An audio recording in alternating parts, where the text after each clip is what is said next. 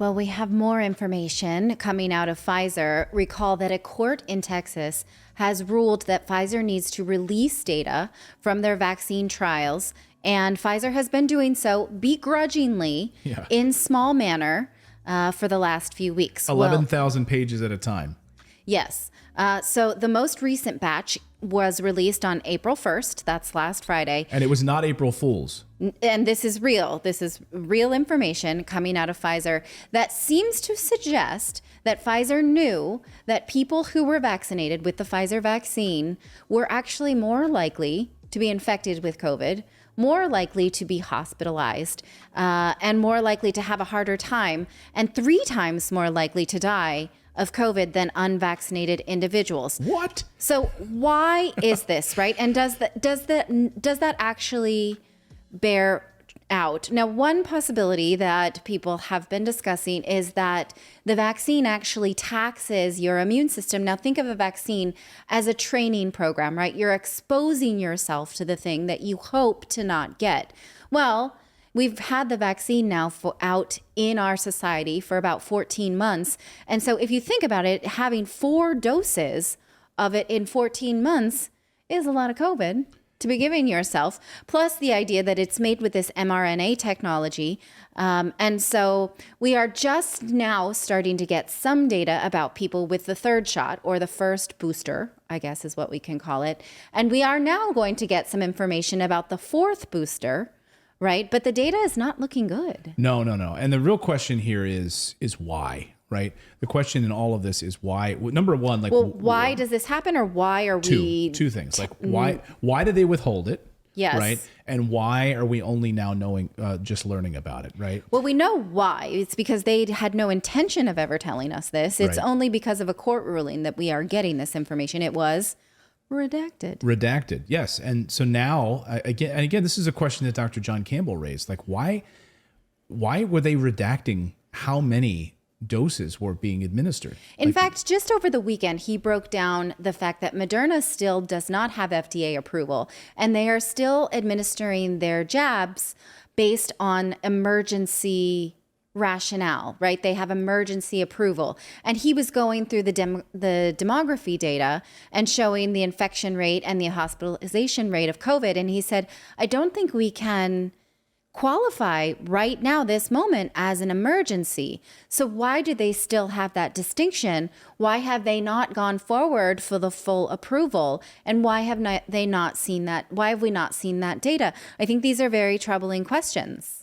Yeah, they're very troubling. So let's go through some of the issues here on this, because I think this is really important. And so this official government data that's out suggests that fully vaccinated are suffering anti-dependent enhancement. Okay, this is important. What this means is that so the question is why? Why is this happening? One possibility, according to the data, is that the vaccinated are suffering vaccine-associated enhanced disease leading to conditions such as antibody-dependent enhancement. In effect, this means that COVID-19 injections caused a vaccinated person's immune system to go into overdrive, crazy. And then when they would come in contact with the virus, it would cause harm to the person and then and worsening the disease. Made it worse. Now, according to the VAERS system, which is the reporting system in the United States, where people could report adverse effects. In the vaccine trials. In the vaccine trials. All of this was known. All of this was in the potential risks data that Pfizer knew about, but then redacted this information and kept it from the public. And all of this was in there. A journalist who has been following the story very closely, sorry, not a journalist, a lawyer who out of Australia is asked by a journalist on this issue, because what is unfolding is that Julian Gillespie is his name. He's a retired lawyer, former barrister who's come out of retirement now to fight against this, to fight a legal battle, wants to put an immediate stop to the vaccines in Australia. And he said all of the warning signs were there. It was all in the data. It was all in the VAERS reporting system. This should have been sending off fireworks, and it was ignored and it was hidden. Listen to what he has to say about this. It's really, really troubling. Listen. Fact that the deaths from the vaccine have now surpassed COVID deaths in Australia. Is that correct? That's what it appears. I mean, that has to be broken down for people to understand, because it's easy for the politicians, and it's only the politicians who are pitching the numbers, and that's wrong. But just for context, let's just start with the adverse event reporting. Annually in Australia, prior to the rollout of these vaccines, total vaccine adverse event reports per annum averaged 3,500. Okay, so that was for 21. That was for over 21 vaccines, the old version of vaccines that we would give: whooping cough, measles, and all the rest of it. So that was for over 15 million doses, somewhere around about 16 million doses every year. 3,500 adverse events. We are today, and we're still within 12 months of the rollout of these COVID-19 vaccines. To date, we're looking at over 90,000 in Australia in the last 12 months. So we've gone from 3,500 to over 90,000. I mean, these guys in the TGA, we know exactly who they are. But I just call them these guys. They're just other kids in the schoolyard who've got a little bit too much power to play with at the moment. They talk about safety signals. Man, when something starts to double, let alone triple, but goes, through the roof, we're talking by, almost, or just extraordinary multiples. You can't just call it a signal anymore. That's actually like 100 flares going up, trying to tell the community something's really wrong in Kansas. And all the data was there, and it was totally ignored, hidden, and kept from us. Well, last year we did the story about how wealthy people were just keeping antibody counts, like going to expensive labs to get their antibody, like, oh, I'd like to get my antibodies up because I'm going to Vail or whatever, right? Because we thought that, like, as long as we had a high antibody count, then we were going to be safer from whatever COVID we were exposed to. And Dr. John Campbell makes the point that your antibody levels are not necessarily indicative of how you're going to respond to COVID. And we don't have any data yet on keeping consistently high antibody levels as a means of protection.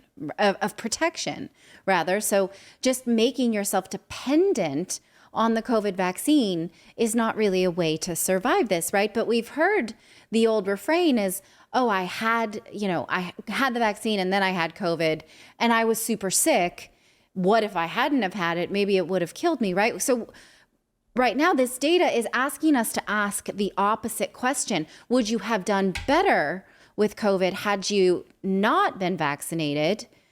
Or would you, or this, and of course it's like, it's a Heisenberg uncertainty principle. You can't observe both things. You can't be vaccinated and get COVID and not be vaccinated and get COVID, right? And so this like popular thing is, thank God I was vaccinated or else, right? But this data shows that maybe that's not true. And in fact, there is quantifiable data that shows that unvaccinated people who had natural infections have had higher consistent immunity. We're less likely, so people who got natural COVID were less likely to then get a recurring case and be hospitalized and die. So it's interesting that we have to ask the opposite question now.